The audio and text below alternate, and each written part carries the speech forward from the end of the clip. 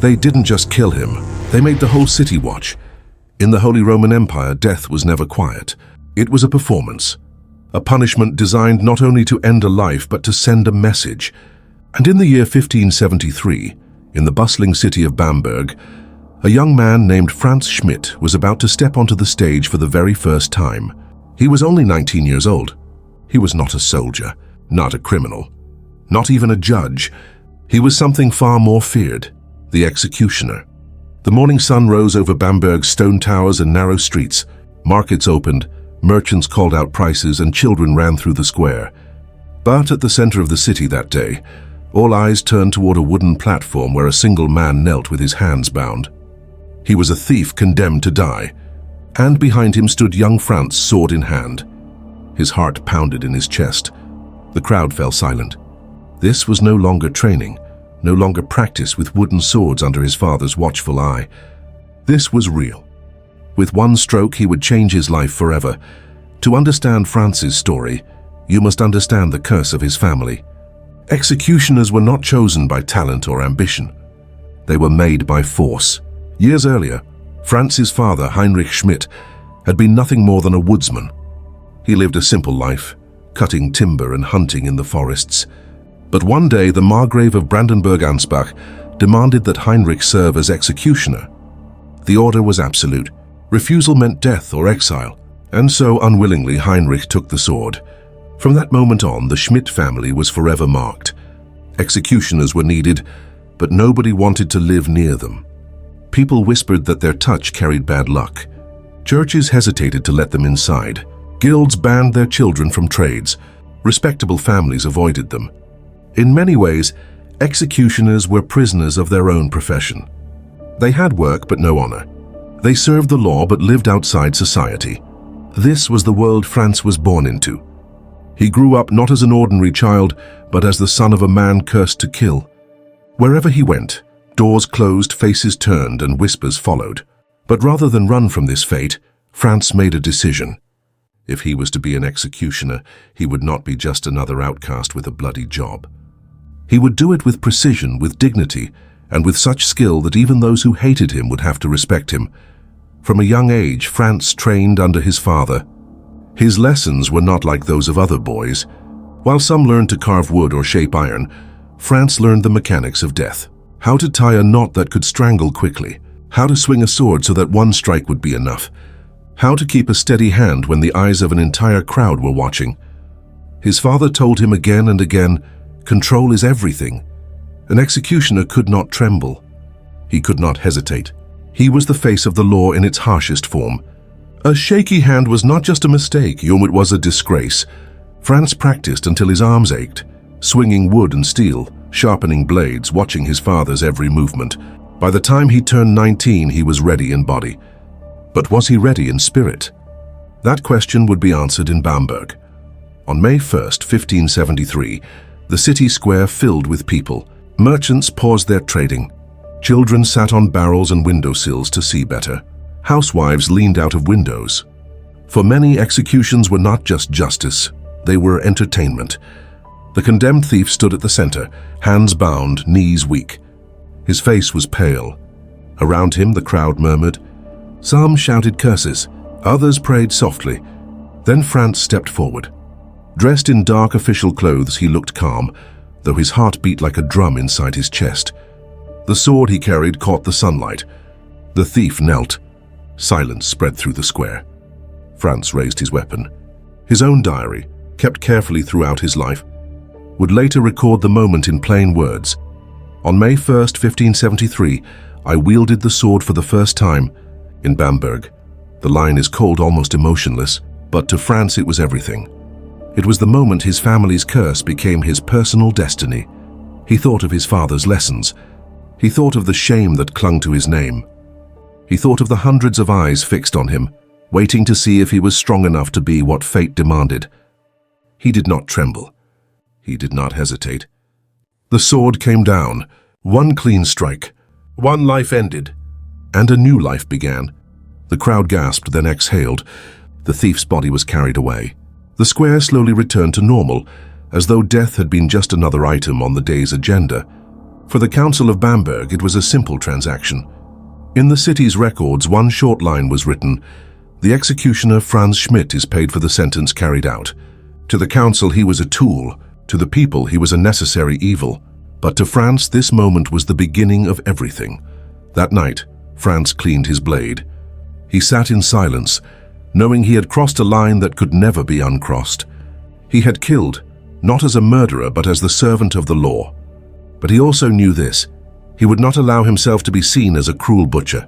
If he was to carry this profession, he would carry it with honor. His sword would never waver, his strikes would never fail, and his reputation would never be one of drunkenness or cruelty, as so many executioners were known for. He was determined. He would be the man who proved that even an executioner could earn respect. The thief whose life ended that day was only the first. Hundreds more would kneel before Frantz in the years to come. But in that single strike, Frantz Schmidt had chosen his path. He would not escape his family's legacy. He would transform it. From that morning in Bamberg, the name Schmidt would no longer mean only shame. It would also mean skill, precision, and a kind of justice that was as terrifying as it was respected. And this was only the beginning. They didn't just execute criminals. They turned death into a performance. In the Holy Roman Empire, executions were more than punishment. They were rituals, public ceremonies that blended fear, justice, and spectacle. And standing at the very center of these grim performances was one man, Frantz Schmidt. From 1573 to 1617, Schmidt executed 394 people. But he wasn't simply swinging a sword in random violence. Every strike, every method, every ceremony had meaning.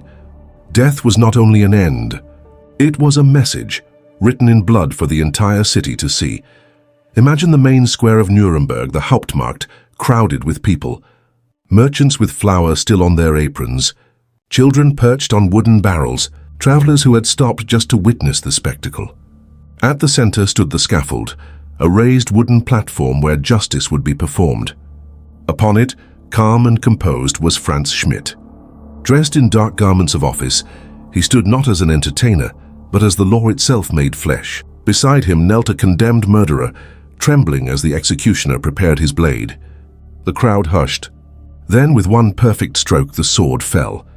The head dropped and justice was complete. For the people, the moment was terrifying and thrilling. For Schmidt, it was duty. For the state, it was order. In his career, Schmidt wrote down every execution in his diary. One entry from July 15, 1589 reads simply, "I beheaded Andreas Rascher with the sword. He had murdered a man on the road to Würzburg." The words are cold and brief, but behind them was a ritual filled with meaning. The sword was considered the most honorable way to die. It was usually reserved for criminals of higher social standing, men who had committed serious crimes, but who were still granted a clean death. Unlike hanging, the sword ended life instantly without prolonged suffering. The condemned could meet death with a final breath of dignity. But this method demanded absolute precision. A shaky stroke could mean agony, blood spraying, heads half severed, a horror for both victim and crowd. Frantz Schmidt never failed. Every cut was swift, clean, final. His reputation as a master grew because of this perfection. But not all deaths were merciful. For the worst criminals, Schmidt was required to use the breaking wheel, one of the most feared punishments in Europe. The condemned was tied to a wooden wheel. Then, one by one, their arms and legs were smashed with an iron club, breaking bones while they still lived. Sometimes the body was then woven into the wheel and left on display, a warning for all who passed by. On April 3, 1587, Schmidt recorded an execution of a serial killer by this method. His diary entry was short and unemotional, but the reality was horrific. The wheel was not just death, it was degradation. Crowds watched in silence, some with pity, some with satisfaction, as justice turned into prolonged suffering. It was a punishment designed to shock the soul as much as to destroy the body. Not all executions looked the same. Some were deeply tied to gender and symbolism. For women convicted of infanticide, the killing of their own newborns, the empire reserved an ancient and eerie punishment called the sackstoss. The woman would be tied into a sack. Sometimes animals, a dog, a rooster, or a cat, were placed inside with her. Then the sack was sewn shut and thrown into the water, drowning its occupant. This punishment was meant to symbolize society cleansing itself of a crime too disturbing to tolerate. It was not always performed in public squares, but officials and townsfolk often witnessed it. Frantz, as executioner, carried out such sentences as coldly as any other. His records are brief, but they reveal a chilling truth. Justice was not just about death. It was about symbolism, ritual, and the message each punishment carried. And then there was the fire. Burning alive was reserved for crimes that were seen not only as deadly, but as morally poisonous: sorcery, poisoning, and heresy. These were crimes that, in the eyes of the empire, threatened not just individuals, but the very soul of society. A condemned sorcerer or poisoner would be tied to the stake. Wood piled high around them. The torch lit, the fire consumed slowly. Flesh blackened, smoke rose, and the crowd watched in grim silence. The message was clear. Such crimes would not only be punished but erased in flame, purged before God and man alike. Schmidt carried out such duties without hesitation. His role was not to question but to enforce. What makes Schmidt's story unique is that he was not seen by the authorities as a monster. To the city councils who hired him, he was an employee, a civil servant. His pay was recorded in ledgers. His work was catalogued like that of a mason, a clerk, or a tax collector. One note in the council records reads plainly, "The executioner Frantz Schmidt is paid for the sentence carried out." Behind that line was a man who had just shattered bones on the wheel or severed a head with perfect accuracy. This was the paradox of his profession, despised by neighbors yet indispensable to rulers. A man excluded from society, yet standing at the very center of its justice system. Unlike many executioners of his era, Frantz Schmidt gained respect because he was not cruel. He did not mock the condemned, nor did he revel in blood. His actions were solemn, controlled, almost ritualistic. His diary shows no gory details, no signs of sadism, just short factual notes. In a world where executions could turn into chaotic scenes of horror, his precision became reassurance. The crowd did not need to see him laugh. They needed to see him strike true. And that is what he gave them: order in death. Very method carried a message. The sword, death with dignity. The wheel, agony for the worst crimes. The sack, symbolic cleansing of sins. The fire, purging of corruption from society. Each act was more than punishment. It was theater. It was a warning. It was the state telling its people, this is justice and it will not fail. And for over 40 years, Frantz Schmidt was the hand that made those messages real. He was the most feared man in the city. Yet people still came to his door. To most of Nuremberg's citizens, Frantz Schmidt was a shadow. He was the man you crossed the street to avoid. Mothers pulled their children aside when he passed. Craftsmen refused him entry to their guilds. Neighbors whispered his name with disgust. And yet, when night fell, when illness struck, or when justice demanded blood, those same people turned to him. For more than 40 years, Frantz lived with this contradiction, both despised and needed, cursed and respected, feared and secretly relied upon. This was the burden of blood. Unlike judges, priests, or soldiers, executioners did not enjoy honor. They could not sit at the council table. They were not invited to feasts or welcomed into guild halls. The profession was seen as ritually unclean. Even though he carried out the will of the state, Frantz was still treated as if his hands were permanently stained with sin. His children were not allowed to pursue respectable trades. His family name marked them as outsiders, regardless of how law-abiding they were. Imagine walking the streets knowing everyone would glance, then look away. Imagine being the man who upheld justice, but who could never receive it in return. This was Frantz's daily life. But while the people whispered, the city council understood his importance.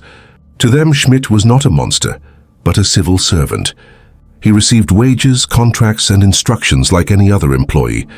Every execution was carefully documented. Every payment was noted in the city's financial records. To the rulers of the Holy Roman Empire, the executioner was simply part of the machinery of justice. And yet, unlike other officials, Frantz carried the stigma of being untouchable. He could end lives in the name of the law, but he could not enter the same taverns, join the same guilds, or marry into respectable families. This strange half-life was his burden. Legally necessary, socially despised, Frantz kept a diary of every punishment and execution he performed. Today it survives as a chilling record of his life. The entries are short, almost emotionless. Beheaded a thief, hanged a murderer, burned a poisoner at the stake. The brevity hides the reality. Each line represented a human life, a public ritual a crowd gathered to watch. For Schmidt, this diary was not about storytelling. It was about accountability. He documented his work with the precision of a bookkeeper, not the flourish of a dramatist. But hidden between those cold lines lies the psychological toll. He could not allow himself to feel. If he dwelled on the fear, the screams, or the pleading eyes of the condemned, he would falter. And faltering was unforgivable, so he learned to distance himself. His diary became a wall between duty and humanity. Many executioners in Europe were sloppy. A drunken hand could turn a single stroke into 3 or 4 messy blows. Her failed hanging might leave the condemned gasping, forcing the crowd to watch a slow, agonizing death. Such failures often provoked riots or humiliation. Frantz was different. His reputation rested on perfection. One stroke, clean and final. One rope, tied with exact skill. One wheel smashed with the right rhythm. Because of his precision, the people both feared and respected him. They despised his role but could not deny his mastery. When the council needed someone they could trust, they turned to him.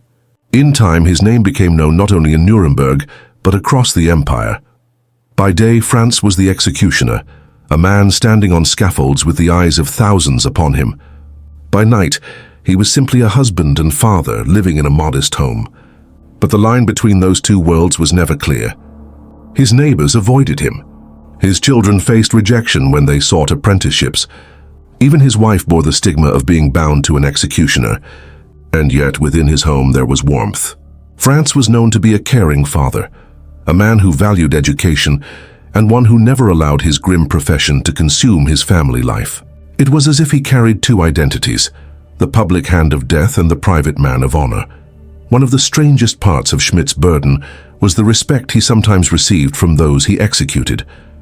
Because of his precision and solemn manner, many condemned criminals saw him not as a sadist, but as the final agent of mercy. They knew his blade would not fail, his rope would not slip, his fire would not linger longer than it must. Some even thanked him before dying, for in a world where execution could be slow and agonizing, Schmidt's mastery meant a swifter end. It was a bitter irony. The man despised by society was sometimes honored by its outcasts. Over 4 decades, France ended nearly 400 lives. Each one was necessary in the eyes of the law. Each one was recorded in his diary. But no man can live with so much blood on his hands without cost. Though his records hide his feelings, it is easy to imagine the weight pressing on him. The screams, the faces, the gasps of crowds, all burned into memory. And yet, despite this burden, he never allowed himself to sink into cruelty or despair.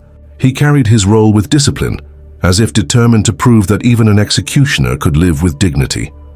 By the end of the 16th century, Schmidt's reputation had spread far beyond Nuremberg. City councils across the Holy Roman Empire recognized his name. His skill was requested in neighboring regions. He was not just an executioner. He was the executioner, but still outside of official halls the stigma remained. He could be praised for his precision, yet denied a seat at any respectable table. His children could be admired for their honesty, yet barred from most professions. This was the cruel paradox of his life. The better he became, the heavier his burden grew. For ordinary citizens, Frantz was the man you avoided in daylight but whispered about at night. Parents used his name to scare children into obedience. Behave, or the executioner will come for you. And yet, in moments of need, when sickness struck, when bones broke, when wounds festered, those same citizens sometimes knocked on his door. For hidden beneath the shadow of his role, Frantz had knowledge few others possessed. Years of executions and dissections had given him insight into the human body. He knew how to set bones, stop bleeding, and prepare simple remedies. In time, people began to seek him not only for death, but for healing. This contradiction defined his life. To the city, he was an outcast. To criminals, he was a feared but respected figure. To the sick and desperate, he was a hidden source of hope. Carrying these identities at once was perhaps the heaviest burden of all, but Frantz Schmidt bore it with calm resolve. He endured the whispers, ignored the scorn, and focused on his work. He knew that his time as executioner would one day end. And when it did, he hoped the world might finally see him not only as the man of death, but as something more. For decades he took lives. In the end, he saved them. After 394 executions, Frantz Schmidt retired in 1617. Instead of fading into silence, he used his knowledge of the human body to heal, setting bones, treating wounds, and caring for the poor. Thousands came to him for help, no longer fearing his hands but trusting them. In 1624, Emperor Ferdinand II granted him a rare honor, lifting the stain of his profession and declaring him Ehrlich, honorable. Schmidt died in 1634, remembered not only as an executioner, but as a healer who turned blood into legacy.